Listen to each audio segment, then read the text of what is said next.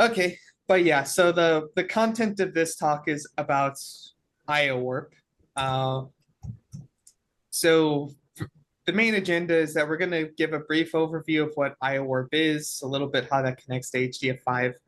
We'll demonstrate our growing set of MCPs for exploring content and deploying scientific software, and we will give an example run of IOWarp. So to start off with what IOWarp is, we'll start off with what the problem we're trying to solve. So AI models have found their way into pretty much everything. Right now, AI models are continuously improving based off new information. So we start off with the data generation, which can come from traditional simulation, telescopes, the internet, other AI models for things like generating synthetic data sets. Uh, we generate a lot of data from a variety of sources. After that data gets generated, it goes into data processing, which can include things like filtering, clustering, missing value, adding things like that. And then it goes into the actual model customization and training, which then goes to the model evaluation and privacy and security. However, the main thing with this is how do we efficiently utilize resources to handle the high volume of data movement to accomplish uh, this continuous uh, improvement. So there are several challenges to this. I won't talk about all of these challenges today. Mainly, we'll talk about uh, scientific APIs and performance. So right now, scientific data lacks AI supports, which requires scientists to introspect and understand data manually. And for performance, we are trying to ensure that data and computations are efficiently placed for each different data flywheel phase to ensure feasibility. So to tackle these challenges, we have IOWarp, which is a platform to facilitate the data flywheels. So to explain IOWarp, I'll go through a example, which is continuous weather update. So here we have a producer-consumer workflow where we have a producer prompt P1 that spawns a weather simulation periodically, and then a consumer prompt P2, which analyzes the simulation's outputs. And these prompts are initially submitted to the IOWarp Content Exploration Interface, CEI, for execution. So the Content Exploration Interface is essentially a natural language interface to a system, to a storage system. We use MCPs to get additional context for servicing the specific prompts.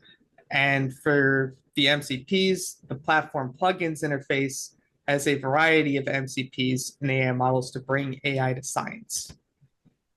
So for the producer part of this prompt, we have P1, which for this case, for the MCPs, it will build and launch a job spec for the weather simulation using the Slurm MCP. For P2, it's going to parse the HDF5 file, weather.h5, to see if it has any metadata about tornadoes. After the MCP starts, it's going to send this stuff to the content assimilation engine. So the CAE allows IOWarp to interact with a variety of data like HDF5 and data repositories like Globus. And this will convert diverse data into a format that IOWarp's content transfer engine understands into this unified format. So to understand what that means, for the producer phase, the weather simulation that gets spawned will be intercepted using, for example, an HDF5 ball. And the CAE will convert the data from the simulation's HDF5 calls into IOWarp content, which is this light unified format. The reason that we do this is that it enables interoperability between different IO libraries and therefore different toolage. So for example, here we have this example, we have a simulation which outputs data to HDF5, But later on, maybe we want to use a library that's not really compatible natively with HDF5. So for this case, we could use Spark to cluster particles in the weather data sets, but Spark doesn't have HDF5 support. So we could read that same data from a Parquet interface, which is in a similar vein. It represents things as tables and columns. You can represent a multi-dimensional array as a table and then cluster that based on that. For the consumer phase, we're reading weather.h5 to see if the simulation has metadata about tornadoes. It's a similar thing. It'll use the HDF5 ball to actually read that information. However, if we wanted to, if we had a historical weather.h5, for example, that was stored in Globus, we could also consume content about that historical data instead of producing it in the simulation and download it from Globus automatically with the CAE. So we can connect to these different external repositories to have a lot more flexibility and portability to different environments. After both the producer and consumer, for both the producer and consumer, the content is going to get, after it's converted, it'll get stored in the content transfer engine as IO tasks. So after this, we'll go to the content transfer engine, which provides algorithms for organizing data in distributed memory and storage. I'll be mainly demonstrating this today. And the idea is that it's just going to provide these algorithms to make sure that data is placed in the best tier of storage for the IO that's currently happening, for the computations currently happening. And it can go as far to bring data directly to GPUs, which are now the main focus of scientific AI workloads. After the data is placed in the content transfer engine and the context for the prompt is fully gathered, we begin actually executing the prompt by an AI agent. And after that prompt is executed, the response will be given back to the user. So in this case, it would be something like whether or not, a yes or no to whether or not there's a tornado in the data set. So that is a high-level overview of the full workflow that we intend with IOWarp. So now I'll go to a brief demonstration. I think I'm sharing the whole screen, not just part of the screen. Zoom's not making it super clear. Do you guys see my VS Code? No. No? Okay. Let me see.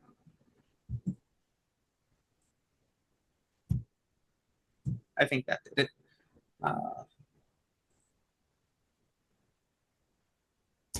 Okay.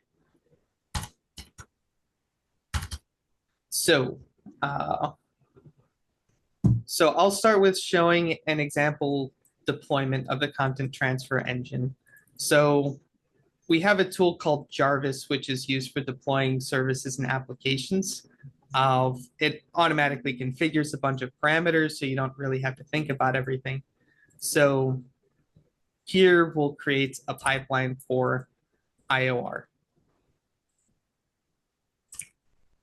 It will copy strangely because of the whole SSH thing.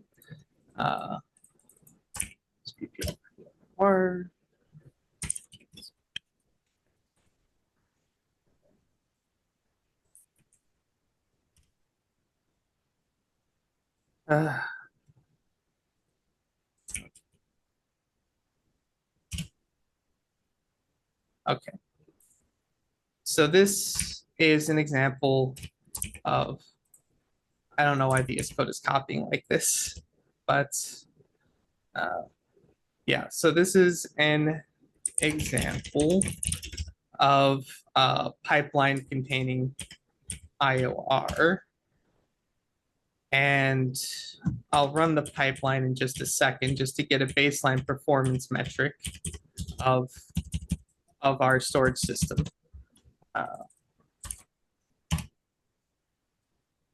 unscripted brief.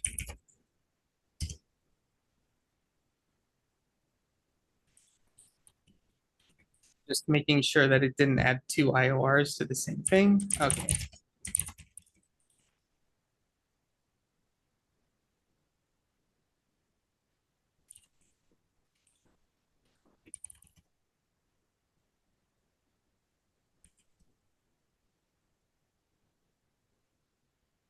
Okay, so this is just a small workload. It runs 64 processes for 4 nodes, and it does 64 megabytes of IO per process, and it outputs data to IOR.bin. After it finishes in a second, it gets around 250 megabytes per second. It's going to hard drive, so it's pretty slow. This is typically the way that people do IO and HPC. They just dump it to whatever big backend that they have and leave all the intermediate storage alone. So with IOWarp, maybe I'll copy directly from the README itself instead. So in this case, we can, so for the content transfer engine, we can get all these different tiers of storage. So this machine has 3 different tiers of storage. It has NVMEs, SSDs, and the disks. So if I use Jarvis to create this pipeline, it will use IOWarp to mask these different tiers of storage. And we will be able to get the full performance of the system instead of just the disks.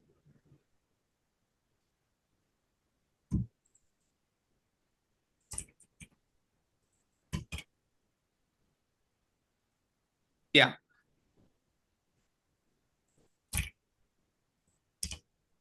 So if we take a brief look at this, you can see that it has a lot of parameters that get automatically set by the system. And you can see that it's added the NVMEs and SSDs automatically. Yeah, and it'll make sure that IOR is being intercepted by Hermes. So if I take a run at this pipeline, it'll take a second to spawn because Hermes is a service, IOWarp is a service. And we'll see in just a second now that by using these different tiers of storage, we should get a couple times. Yeah, we get about 4 or 5 times the amount of performance that was there before by using these different tiers of storage. So there's a lot of steps there. There's a lot of copy pasting, a lot of these Jarvis commands.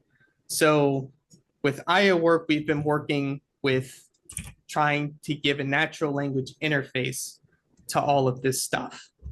So instead of having all these different Jarvis commands, you can use natural language to express what you want out of the system.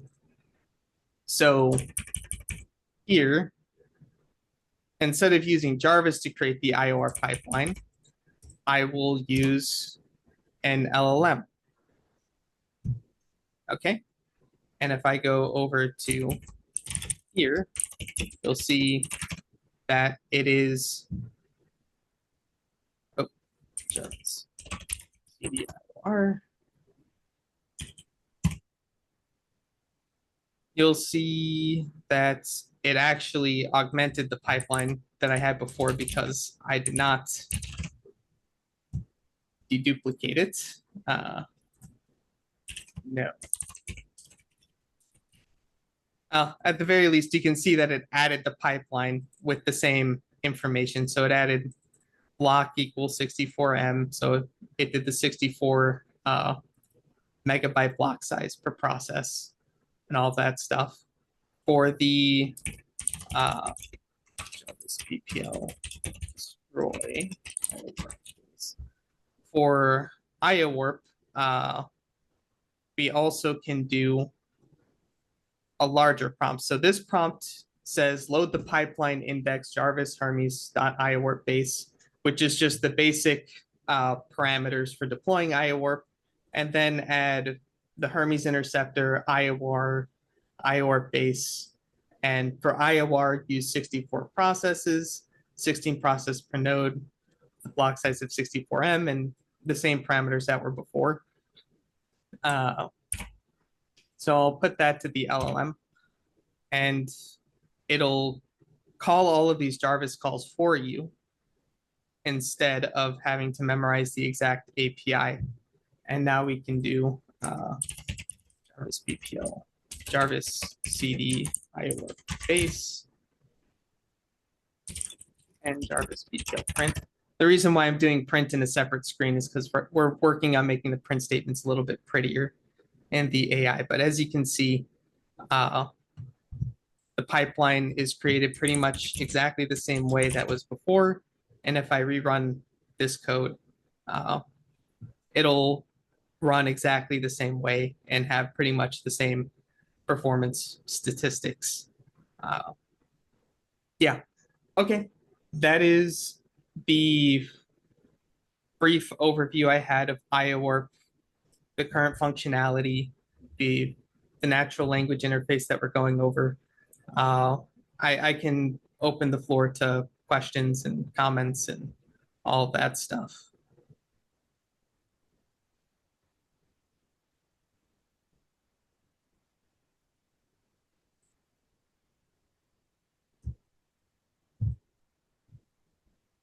I guess on the previous just Jarvis run, you were getting values of around 900 on that table output, where now you're getting 330s. Uh-oh, you are very correct.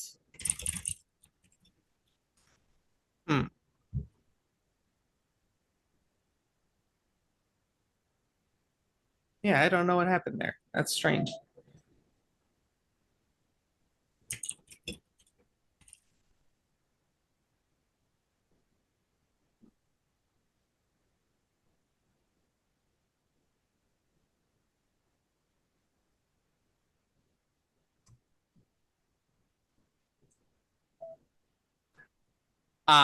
I know what happened here. I didn't look closely enough at my prompt. It's because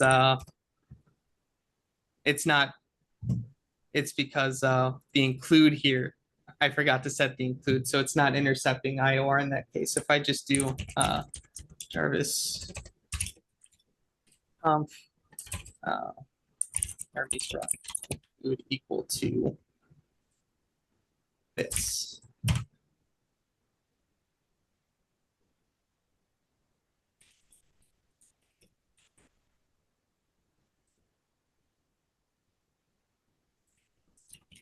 And that is because I killed it too early.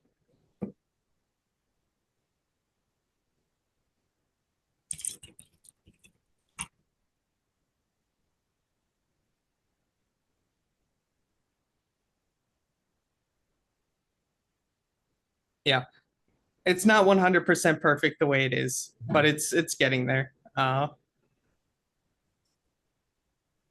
Yeah, 3,000. There you go.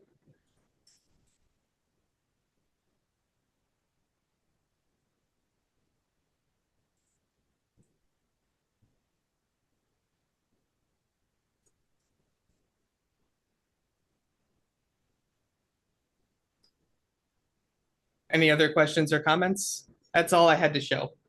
Just a brief demonstration of the system for getting the performance counters and for our preliminary natural language interface for interacting with IOWarp.